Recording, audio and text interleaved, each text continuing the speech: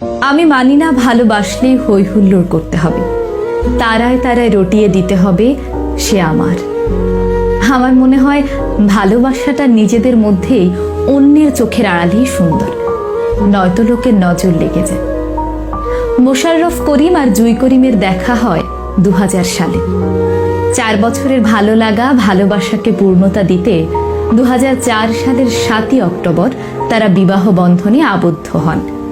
দুজনই শোবিজের খুব পরিচিত মুখ, জনপ্রিয়তায় ঘাটতি নেই দুজনের কারোরই।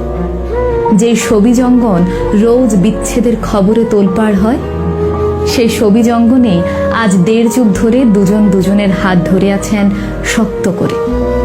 শোবিজের অন্যান্য তারকাদের মতো তারা নিজেদের সম্পর্কে রং চং মাখিয়ে মানুষের সামনে উপস্থাপন করেন না, যার ফলে দিন শেষে তাদের বিচ্ছেদের সংবাদও খবরের কাগজে ভেসে বেড়ায় না। আসলে ভালোবাসায় ভালোবাসাটা থাকা জরুরি, অন্যকে দেখানো নয়। আপনি তাকে ভালোবাসেন এটা তাকে বোঝানোই যথেষ্ট, অন্যদেরকে নয়। আর যে সম্পর্কে দুজন দুজনকে ভালোবাসে, এর চেয়ে সুন্দর সম্পর্ক আর হয় না।